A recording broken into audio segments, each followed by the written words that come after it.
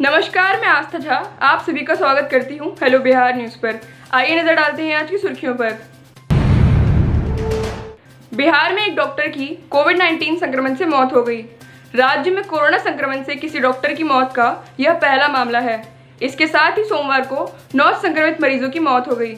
इसके साथ ही प्रदेश में अब तक कुल 134 पेशेंट काल के ग्रास में समा चुके हैं। उधर बिहार सरकार में ग्रामीण कार्य मंत्री शैलेश कुमार समेत राज्य के सभी 38 जिलों में सोमवार को 1116 नए कोरोना संक्रमितों की पहचान की गई। इसके साथ ही राज्य में कोरोना संक्रमितों की संख्या बढ़कर 17,421 हो गई है। सूचना एवं जनसंपर्क सचिव श्री अनुपम कुमार जी ने बताया कि कोविड-19 की वर्तमान स्थिति को लेकर राज्य सरकार द्वारा सभी आवश्यक कार्रवाई की जा रही है। रोकथाम उपायों पर सरकार का पूरा ध्यान है और स्वास्थ्य सुविधाओं का विस्तार किया जा रहा है। उन्होंने बताया कि रेडियो, टेलीविजन, माइकिंग एवं अन्य सभी प्रचार माध्यमों से लोगों को जागरूक करने के साथ साथ स्वास्थ्य विभाग द्वारा जारी गाइडलाइन तथा सोशल डिस्टेंसिंग के सभी मानकों का अनुपालन करने के लिए लोगों से लगातार अपील की जा रही है। बिहार में एक बार फिर से पूर्ण लॉकडाउन की तैयारी है। नीतीश सरकार ने आला अधिकारियों की हाई लेवल बैठक बुलाई है। मीटिंग में सूबे में बढ़ते कोरोना के मामलों की समीक्षा होगी। इसके बाद और अंतिम तौर पर लॉकडाउन पर सहमति बनाई जाएगी। बिहार के मुख्य सचिव दीपक कुमार जी ने कहा है कि राज्य सरकार पूर्ण लॉकडाउन पर विचार कर रही है। बिहार की सियासत में प्रमुख धुरी रही लोक जनशक्ति पार्टी का हालिया रुख एक नए दौर का संकेत दे रहा है, जहां लीक तो पुरानी है पर राह नहीं। रामविलास पासवान जी के नेतृत्व वाली पार्टी की कमान अब उनके पुत्र चिराग पासवान जी के हाथ में है। राष्ट्रीय जनतांत्रिक गठबंधन का हिस्सा होते हुए भी चिराग का इन दिनों जिस तरह अपनी ही सरकार पर प्रत्यक्ष परोक्ष हमलावर रुख है, उससे सियासी हलकों में इस धारणा को बल भी मिल रहा है। विधानसभा चुनाव में इस बार हैदराबाद के सांसद असदुद्दीन ओवैसी जी और पूर्व केंद्रीय मंत्री यशवंत सिन्हा जी की अगुवाई वाला ग्रुप भी अपने उम्मीदवार उतारने जा रहा है। ओवैसी जी की पार्टी की इच्छा महागठबंधन का हिस्सा बनने की है। महागठबंधन में जगह नहीं मिली तो अधिक से अधिक सीटों पर उसके उम्मीदवार होंगे। फिलहाल उपचुनाव में उसे किशनगंज विधानसभा की सीट पर जीत मिली थी। हर हाथ को काम देने का वादा भले ही पूरा नहीं हुआ, लेकिन हर उम्मीदवार को टिकट देने की कोशिश में राजनीतिक पार्टियां जुट गई हैं। बिहार विधानसभा के पिछले चुनाव में 1150 उम्मीदवार बिना टिकट के मैदान में कूद पड़े थे। शायद उनकी मांग को देखते हुए कई नई राजनीतिक पार्टियां मैदान में आ रही हैं। उम्मीद है कि पिछले चुनाव की तुलना में 1.5 दर्जन से अधिक पार्टियां मैदान में होंगी।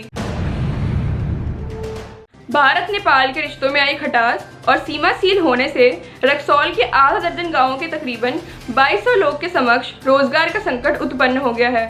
ये लोग नेपाल में मजदूरी सहित कई अन्य काम करते थे। रक्सौल अनुमंडल के भलुवाहा, सिवान टोला, पंटोका, अहिरवा टोला, सहदेवा और बलिरामपुर के लोग प्रतिदिन नेपाल काम करने जाते थे। कई की वहां दुकानें हैं। कोरोना के चलते सीमा सील हो गई। भारत में बाजार खुल गए हैं। नेपाल में भी धीरे धीरे अनलॉक हो रहा है, लेकिन सीमा अभी भी सील है।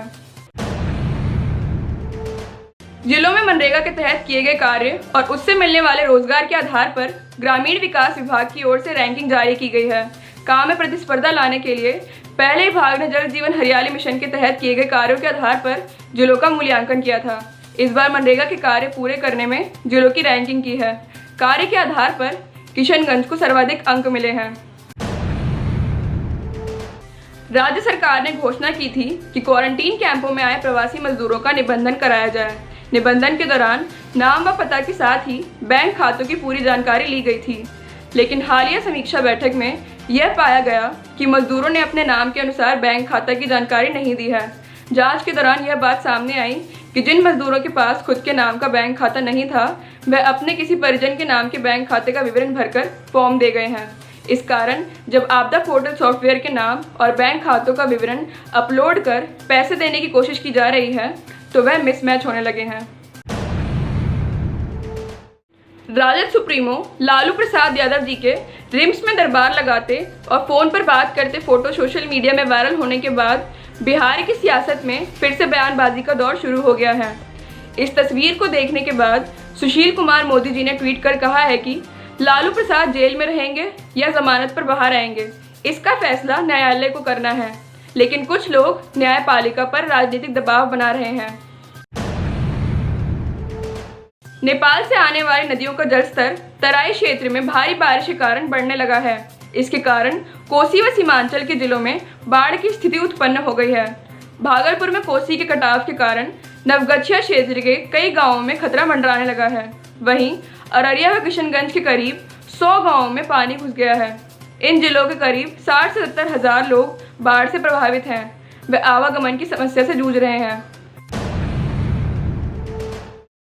मौसम विभाग ने 19 जुलाई तक उत्तर बिहार में बारिश जारी रहने की संभावना जताई है। पहले से ही लबालब हो चुकी नदियों में बारिश का पानी और मुसीबत लाएगा। बारिश से नदियों के पानी में फैलाव होगा, जिससे बाढ़ की स्थिति और विकराल हो सकती है। पूर्वी एवं पश्चिमी चंपारण, शिवहर, सीतामढ़ी, मुजफ्फरपुर, वैशाली, दरभंगा, मधुबनी, समस्तीपुर, खगड़िया, अररिया, सुपौल, मधेपुरा, सहरसा, कटिहार व किशनगंज के जिलों में बाढ़ से खरीफ फसल को नुकसान हुआ है। इसका आकलन कृषि विभाग की ओर से किया जा रहा है। इसको लेकर सोमवार को कृषि मंत्री डॉक्टर प्रेम कुमार जी ने समीक्षा बैठक की। लखीसराय जिले के अरमा गांव में गणेश कुमार जी जेडीयू पार्टी में पदोन्नत हुए हैं। उन्हें प्रदेश महासचिव का पद दिया गया है। बिहार के अरवल जिले के किन्नर थाना अंतर्गत राज्य के उच्च पथ संख्या 69 पर देर रात एक सुमो विक्टा और एक ऑटो रिक्शा की आमने सामने की टक्कर में ऑटो रिक्शा पर सवार 5 लोगों की मौत हो गई। इसी के साथ मैं आस्था झा आप सभी से विदा लेती हूँ। कल फिर मुलाकात होगी कुछ नई खबरों के साथ। तब तक के लिए अपना और अपने परिवार का बहुत ख्याल रखें। आशा करती हूँ आपको हमारा न्यूज़ प्रोग्राम पसंद आया हो। इसे लाइक एंड शेयर ज़रूर करें। धन्यवाद।